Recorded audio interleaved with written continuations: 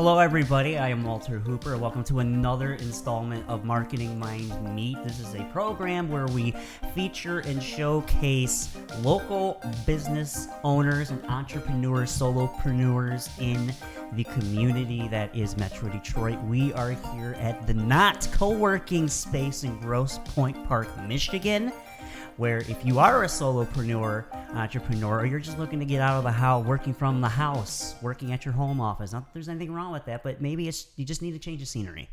This is the place that you want to check out and get in contact with Kevin, who is the owner. We can provide that information later on in the program, but we are here at the Knot, and today we are talking to a local business owner. They own a company called the Radiant Alchemist. And we got to cross paths at a holistic psychic fair in Mount Clemens at a establishment known as Olympia Salon and Spa. The owner is Lois Lombardo, who was the mastermind behind that fantastic event. And today, sitting across from me is Sonia Santos. How are you? Hi, I'm great. How are you? I am doing just fine. Today, even though it is fall, does it feel like fall? It does not. It has been so cold the last 2 weeks. I thought, darn it, I got to pull out all my winter sweaters already and start putting away all my summer stuff. But today's feeling pretty good. Oh, that's awesome. Yeah. Well, we're glad to have you on the program. First timer here on the show, and first timer as a podcast participant, right? Yeah, that's true. All right. Well, we're going to make sure that you're taken care of and everything's all good. So first and foremost, Sonia, I think myself and the viewers and the listeners want to know, who are you? What is the story behind your company? Let's hear it. Yeah, so I'm an RN. I graduated in 2006. I had left nursing for quite a while, and about 6 years ago, I got diagnosed with Hashimoto's, which is an autoimmune disease that affects several things, and I wanted to change my lifestyle to better support my body's needs. And so I started making my own body products about 5-6 years ago. And the more I opened up about it, the more people had requested, like, oh, you're doing this. Like, can you help me with this or this or this? And so I just started making products for them. And in 2018, I went official with my business. And so we have vegan and autoimmune friendly, allergen conscious body products for people. And I also do health teaching as far as like gut health and how to reverse some of the damage, because I can provide you with a product, but at the end of the day, you have to also be willing to put in the work to reverse some of those challenges. So I have kind of a unique ability to reach these people in a different way, not only having autoimmune disease, but also having a nursing background and doing a whole lot of research on the ingredients that I use in my products. So, okay, right on. Yeah, and I saw at the fair that you do have an array and an assortment and a variety of selection. What would you say is your highest demand product right now? Ooh, our body custards for sure. They are a thicker body lotion, but they're infused with ingredients that are both healing and nourishing. And a lot of people who have skin challenges like eczema, psoriasis, keratosis pilaris have really found amazing results with that product in itself. So most definitely our body custards. Okay, yeah. Awesome. Yeah, and I got to say, one of the things that I've noticed, especially in the last, I'll even say in the last 5 years, is I'm noticing a trend of holistic, natural products that are offered for, like you said, whether it's gut health, skincare, all that. So with this rise and trend and this influx that we're seeing with this industry, what is it about your company, the Radiant Alchemist? What is it about your company that stands out from all the others? And why should people take notice of you over everyone else? So first off, I don't see any other local or small business that does body care products as competition. I never have, never will. And that's because everyone brings something different to the table. They might have goat's milk soap, and people really like that. My products are vegan. We're also allergen conscious, and I do custom orders for people who have specific allergies. So if I have a product that contains almond oil and you're allergic to nuts, I will have an alternative for you. So at the end of the day, they're not competition. I applaud them, and I support them most often at other events to let them know, hey, like, I'm on your side. I think what you're doing is awesome. But I do have a specific target customer. It's people who are looking for clear labels that they can read and ingredients that they understand. And my services are not only natural, but customizable. And we can help look at the needs of your body and what would best benefit you for that healing process. So okay, I know. Yeah. I noticed the word healing Yeah. being used a lot. Yeah. So that's got was that something that you just naturally happened in the verbiage and in the product descriptions, or Yeah. was it something that through trial and error you realized that, oh, okay, maybe this is what it's all about? Yeah. What So the original business name was the Healing Alchemist, and that I was like that. taken. Ow, darn it! And unfortunately for me, it was taken years previous by another company who had products that it's weed. And so Go I'm like, green. There's well, nothing wrong with that. Nothing wrong with it. But I just didn't, at that rate, I didn't want, because they have a presence already online. And so I didn't want that to be taken away from what I was going to be providing to the community, or for people to make that assumption. And so I switched it out to the Radiant Alchemist. And the target and the goal for me was to help people heal. So I'm not just providing a product. In fact, most people who walk into my space, I ask them, like, what is your number one skincare challenge? And even if they walk away not having purchased something, I'm hoping that they walk away with some value, whether it's a part of like changing their diet, like removing gluten or dairy or grains or, corn. So for me, either way, whether they buy a product or not, I'm hoping that they walk away with a new piece of knowledge.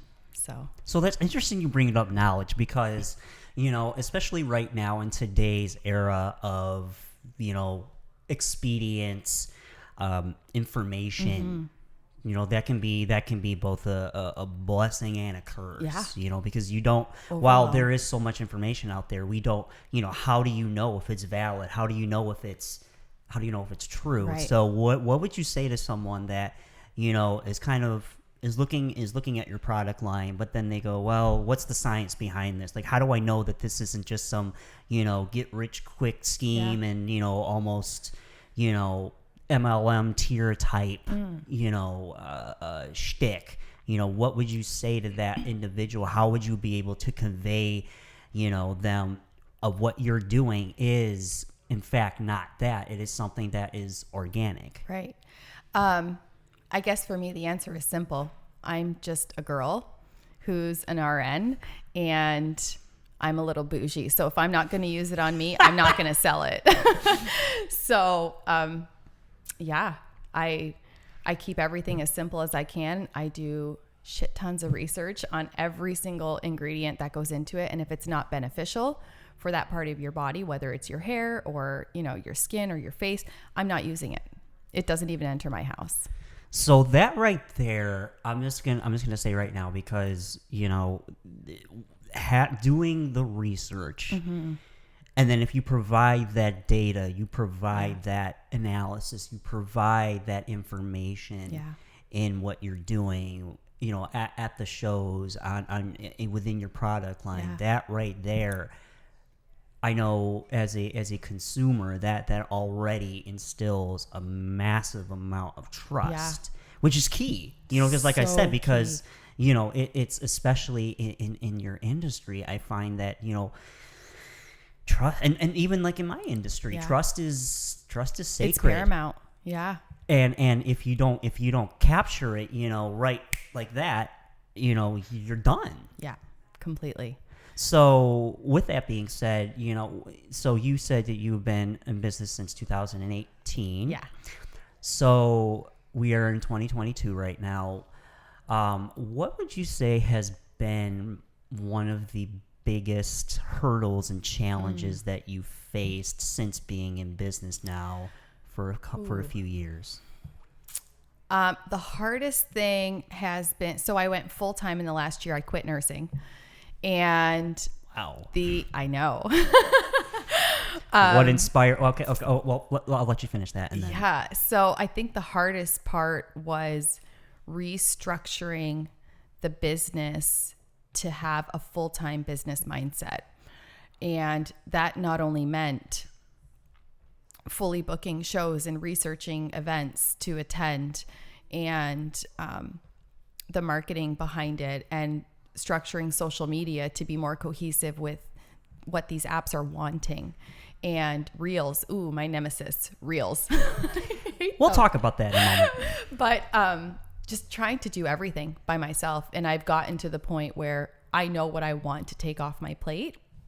Production is not one of them because I love making the products. But marketing would definitely be the first thing to go because even though it all looks cohesive, it's a challenge for me. Yeah. We're gonna touch on that in just a minute because this is Marketing Minds Me. This is the purpose, and this is, but to backpedal just a little bit. So you said you quit nursing, and that's such a that is quite the move. So what was the, I guess you could say, what was the final straw that made you go, I can't do this anymore. I'm out. I'm done. I'm checked out. I want to do something different with my professional career and goals. What was that? What was that, final straw for you? To be completely transparent without going into detail, because the system is, a little challenging at the moment. At the end of the day, I loved my coworkers. I think nurses are amazing people. They put their heart and soul into everything they do to help patients get to their best. And the system has failed healthcare workers. And when you end up with 7 patients and you're supposed to have 2 and everything is failing around you and you're talking to management and trying to find solutions and they're still placing blame on the things that you didn't do or things that didn't get done when they were piddly things that don't seem paramount. And you realize that not only are the patients at risk, but you're at risk. And you're seeing the staff around you collapsing and going into panic attacks and anxiety attacks on the job because they're not able to function at their optimal level by providing that care for patients that they need. And that their struggle is that they can't provide the care that they want to provide. It ends up taking a toll on you and you realize you're just a number. And so at this rate, for me, when I had been diagnosed with Hashimoto's, I was in a burnout state. It takes some kind of trauma to get to that point where your body starts attacking itself. And I saw that my mindset and my body were getting to that place again. And I said, not again, no more, I'm done.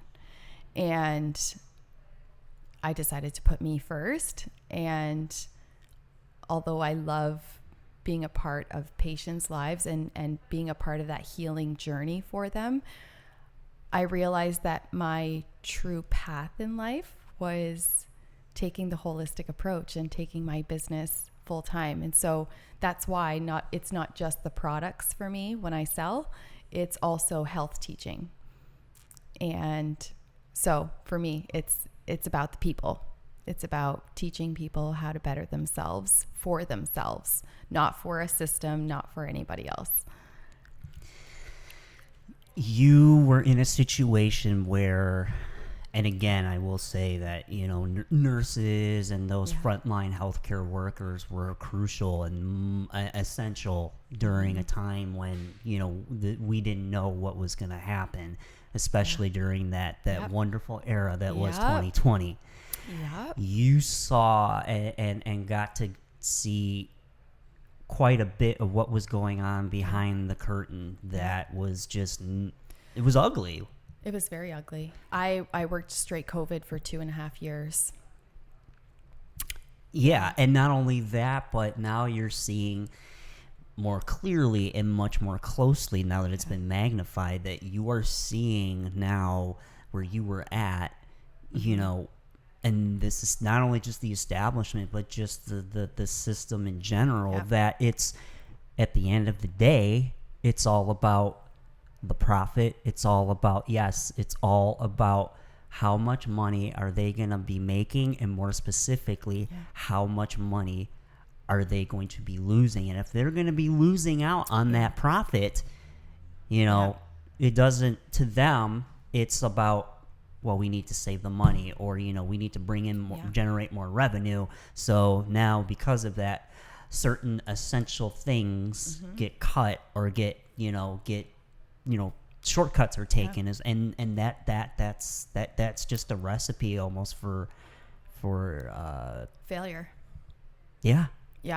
And I think a big part of it too, it's not just the money, nurses and frontline workers in general, were put in a position where when you're short staffed, they just expected that much more out of you. And instead of being treated as a human, we were treated as a number and a robot, basically. Like, how much can we get out of these people? And they had zero concept and zero care for what it took to be in a position to help people that really are very sick. And I think most of the general public doesn't know or understand what it's like to have everything crashing around you. Someone needing blood, the other person in a, having like a C2 fracture. And then you have your next patient who is looking at you with that look in their eyes, absolutely terrified, knowing that they're going to die of COVID and they're not ready to go. And even though your world is absolutely crashing around you and all of these other patients need you for different reasons, taking that time to sit in that room with that patient so that they don't die alone, or that they feel that comfort for the next 3 minutes that you can sit in there because you have to get to your next patient. Anyone outside the healthcare field wouldn't understand what that feels like, knowing that you have all these things in the back of your mind that you have to get done, but taking that moment to just take a deep breath and sit with that human being because nobody else can come into the hospital and be with them. And it's a life-changing moment. And I know that if my loved one was in the hospital and I couldn't be there, I would want someone to have sat with them. And then having to leave that room because you have other things to take care of and feeling immense guilt because you know you're now running behind. But that human is now left alone. And having to do that several times, a shift, is quite life-changing. I think nurses are miraculous people who don't get enough credit for what they do. Oh, I 1000% can definitely agree with that. Yeah. I know a couple people, in my friend circle and even just network in general that were part of that, and it's like you said, it changes them. It changes. Yeah. It really does. So props to you and all the other healthcare workers, nurses that were essential and that were right there. Like I can't fathom that. Yeah. I was just stuck at home and but wallowing in your own, like, I'm so alone and I can't leave the house and I don't know what to do with myself, and we're like busting our asses. I think we should have a national Hug a Healthcare Worker Day because they deserve it. Every single one of them. Oh my goodness. Hey, I'd approve it. So again, that's thank you for sharing that. Yeah. That's I appreciate you to doing that, and you know, just all that you did, you know, for all your patients and all that. I'm sure that does not go unnoticed, you know, to the general public. It certainly won't here. So you had mentioned, not to shift gears, you know, you had mentioned Reels. Oh my word. So what's going on with that? Why are we so why am I opposed to them? Yeah, I want to hear it. I want to hear it. So for me, it was about the mission of like providing good products to people. And I never wanted my face to be a part of the business, like ever. Like I didn't even want to be known as a human. I just wanted the business to be the forefront. And so the fact that social media pretty much requires you to put your face out there or you won't get seen was a real challenge for me. And it was not only a shift in like what I had originally intended for the business model, but then they started introducing all these videos and I'm like, well, shit, like I have so much on my plate already. Like I'm already doing all the photography and producing and formulating and marketing and all the social media things. And I'm like, now I got to do these stupid videos. I'm like, I don't have the capacity for this. And if I had the time, like, yeah, I could get creative, but I really just don't have the patience for it. So I would rather hire it out. You want me to send you products and you'll do little videos and post? Sure. But even finding someone that has the availability to do all the platforms is so difficult. And even just taking the time to research, you know, the availability and price points or whatever for hiring these things out is a challenge. So I totally get where you're coming from. Yeah. You know, especially right now in the world of social media, it's become such a saturated market and such a saturated field that it's sensory overload at this point. So much.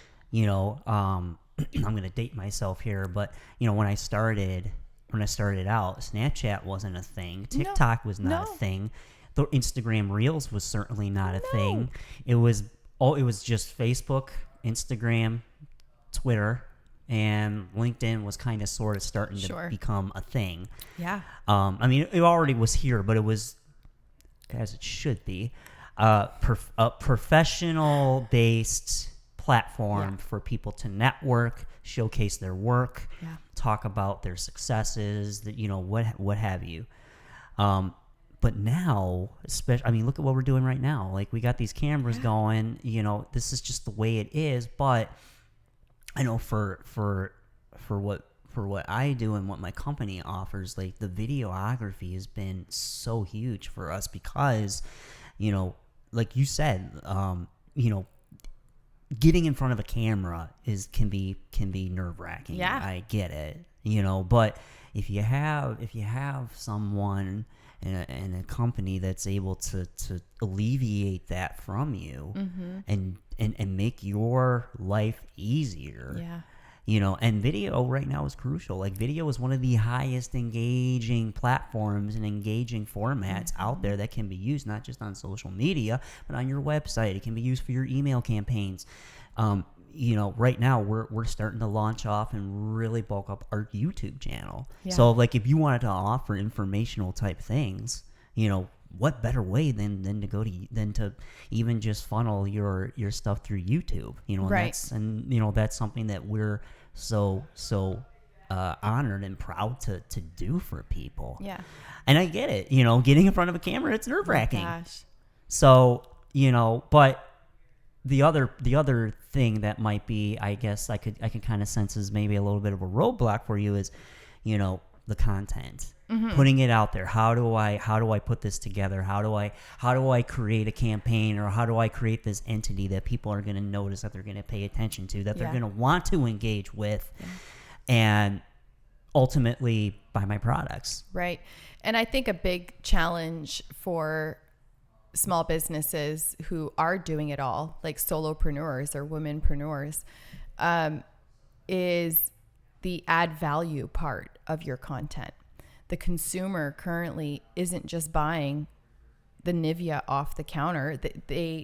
There's a history behind something like Nivea where everyone's grandma used it, right? And so what people are looking for now is, how is this product beneficial? Because of this mass, boom in individual ingredient benefits. And so it's not just me putting a picture of a lotion in front of you and saying, buy it. It's, how is this beneficial for me? How will this help me? And they want to know. And so having to dissect every single ingredient or benefit from individual products without going down the rabbit trail of actually saying that this product helps with eczema, it would have to be reworded to say something like, it has ingredients like this that have been known to help with XYZ. And because it's now all of a sudden a drug as opposed to something else. And that's FDA approval and testing and all the things. So really having to be careful with your words. And at the end of the day, it's a lotion and it has these ingredients and that's it. So you're kind of limited in that way too, as like a solopreneur to, yeah. But my key on there is, when there's a will, there's a way. Yeah. And then there's there's always loopholes, There that you can take, and that people will get what you're trying to convey. But ultimately it's, how is this product going to help me? How is it going to help my health and my wellness overall? And Absolutely. I think that's something that, I think is just, that it just needs to be put out there. Yeah. And it's just got to be done. And just making sure that you're dotting your I's and crossing your T's, and making sure that you are clear and not crossing boundaries that would put you in trouble, right? So that's another aspect of like owning a business, is how do I stay within the brackets or the confines that I'm not breaking any rules, but that I'm still providing products that are helping people. Exactly. And I think that's why, even to go back to YouTube, like, you're able to convey that in a bigger mass scale, because, unlike with, I'm sure on Facebook, Instagram, TikToks, all the reels, all that, people's attention span is very, very short. Yeah. So you got to be able to get in and get out, and that be that. Unlike on YouTube now you're able to go into a little bit more depth. You're able to relay more information. You're able to talk about, the benefits, and why, this skincare product is beneficial for you. And you don't have to worry about that time constraint. You can use that platform now as your selling point. I'll add it to the list. Add it to the list. And we'll do Facebook, Instagram, TikTok, Pinterest, now YouTube. Well, and the other thing too is, now with that content, if you break it up and you break it up into smaller segments, you put it on all the other platforms, but then you just funnel it back to your YouTube channel, and then there you gain more of a following, and then there you provide different. We can talk about this more. We could. But So even going off of that, so you've been since 2018. What is one aspect of your journey and your career now? What is one part of what you do what is something you do not like about what you do, and why? It's the marketing. Yeah, point blank. I love everything else that I do. I love it. I could stamp bags watching Netflix, and I could, formulate a new shampoo. I think sometimes I'll get frustrated when I don't get things right on the first go around, because I can be a perfectionist in that way. Like, I'm currently formulating a shampoo, and I'm on try number 8, and I'm dragging my feet to go on to that next try, because I'm like, something just isn't working, And And that can get a little frustrating sometimes, but it's more personal frustration. But at the end of the day, marketing has been my biggest hurdle because it's just not my strong point. I can do it, but it's not something that I love doing. Well, like I said, we can... I just totally put a nail in your coffin, didn't I? No, that helps. And like I said, that's a conversation that we'll have to have. Yeah. No, but to acknowledge that and to acknowledge something about an aspect that you don't enjoy or don't like, when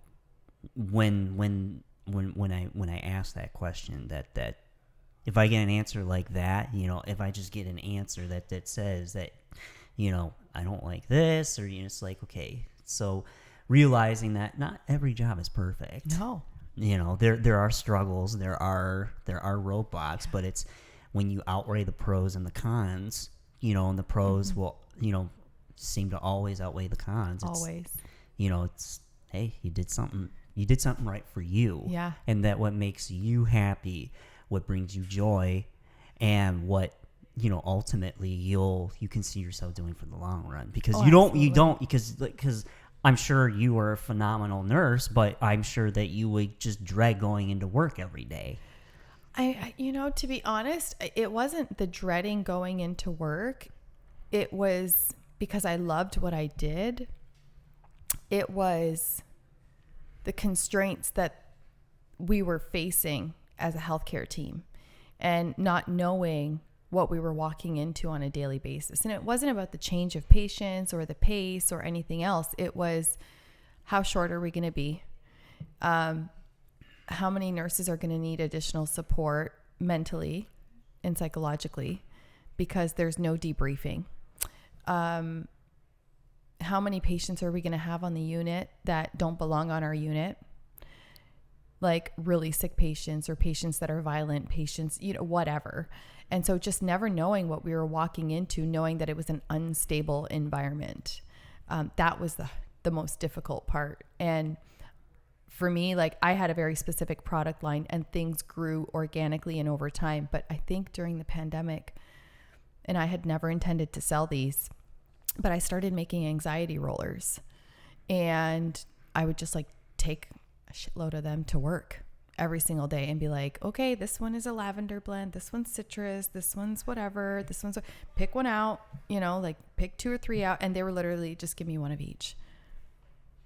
And so I never intended something like that to be a part of my product line, but I realized so many people were facing hardships and challenges. And I have a tendency to be a comforting individual to other people. And so they were coming to me, or I would notice them from afar having a really difficult time coping with their shift or their day. And so I'd stop them mid-track and like just grab their shoulders and say, okay, let's talk about it. Let's just breathe it out and let's work through this. So now instead of just being there for like caring for patients, I'm also trying to be there for the staff. And it takes a toll on you because you're spent. How much energy can you have left when you're giving from an empty cup? Right. And so it's things like that organically grew, my product line and the business. And even now it's such a big seller, like just having anxiety rollers coming down to like kids, adults, elders, grabbing them for their kids or their daughters or whatever. And you realize that a lot of people are struggling, regardless of their path or where they work or what they do. Yeah, I mean that's wow. Yeah. And the I can already tell the care, the passion, and what you do is there. You're not just I sell this and it helps people and I like helping people. It's so great. Yeah. Like I mean you do you, but like it's very, very hollow, whatever. But right. Now, hearing about, what ultimately those experiences from your past brought you to where you are now, Yeah. and now you're looking to build upon that. It's kind of and amazing, grow. isn't it? Yeah, I mean, we all have stories, we all have experiences, you know, and I think that's what sets apart, you know, others in their perspective fields when they have those experiences that they can relate to and go back to and say, you know, and remember and reflect upon, you know, positively and or negatively, and but you realize it was through those experiences that got you to where you are now. Yeah, for sure. So they're just having a good time out there. How can people find you? Do you have social media? Do you have a business phone line? Do you have a address, website? How can people reach out to you if they're looking to better their health and wellness with your products? Just go ahead. This is the time to plug all of the things. I want to hear it. So we have a website, www.theradiantalchemist.com.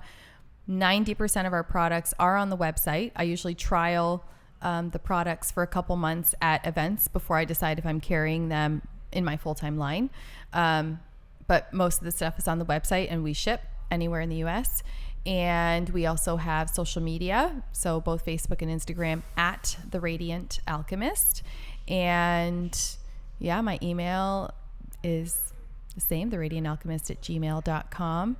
But you can contact me, DM me if you have any specific questions, specific allergens or anything. We're more than happy to customize orders. Awesome. And then the last bit I have for you. So when you are not, running your business and just being the boss that you are, what are some hobbies, activities that you enjoy in your downtime? And when you just want to just unwind, decompress, what do you enjoy in your spare time?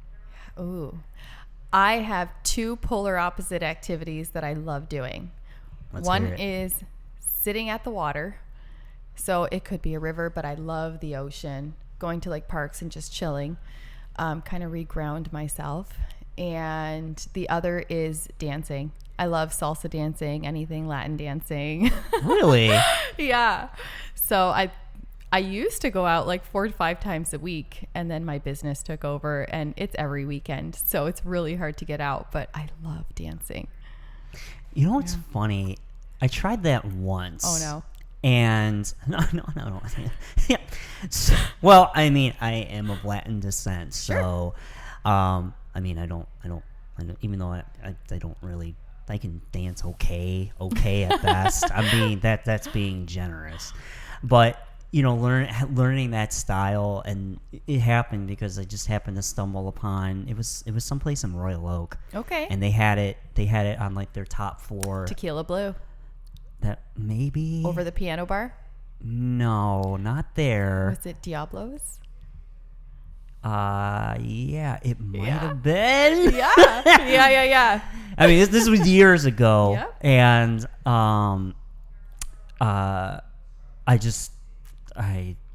we didn't know what was going on. It was just a group of friends, and so it turns out there was some salsa thing going on. So I just stood by the bar and just had a couple of drinks and watched. But then I was just like, you know what? I'll give it a shot. Yeah. So I got like a little mini lesson from one of the instructors that was there. Sure. And it was neat. Like I'd try it again. Yeah. And really, now that I know, somebody that does it. But it was a cool experience. Salsa dancing is so fun. It's like, it's a good endorphin rush. You kind of like let go of the stress of the week and just kind of go with your heart. But I have always had an absolute love for music. So dancing was always something that I What kind of enjoyed music doing. are you into? Oh my gosh. I love everything pretty much but country. Okay. So I like dance music, techno, Spanish music, reggaeton, alternative music. Because I was a teenager in the 90s. So, I mean, who didn't love alternative music? Yeah, what a time. What right? a time. Oh, man. The 90s were awesome. The 90s, yeah. What a time to be alive. Well, I think on that note, I think we've dissected quite a bit here. We did. And I'm glad that you were able to swing by and stop and do this, and learn more about you, because like I said, we met at a psychic and a holistic fair in Mount Clemens, and I was walking around with a camera and different various media things, and we just started talking, and I noticed like the energy, the vibe, was kind of a really cool vibe there, wasn't it? Yeah. Everyone was just enjoying the day. People thought it was going to be a little cold, but then it turned out to be a really nice, beautiful day. Yeah. But I really appreciate you coming on here and doing this, and I'd love to have you back. I appreciate you having me. I'd love to be back. Well, thank you so much, Sonia, and this has been another episode of Marketing Minds Meet, and if you haven't done so already, please like and subscribe to our YouTube channel, like this video. Sharing is caring in this case. And this is how we are able to get the word out there, not only about us as a channel and an entity, but more specifically about our guests such as Sonia here. So thank you so much, and we will see you next time.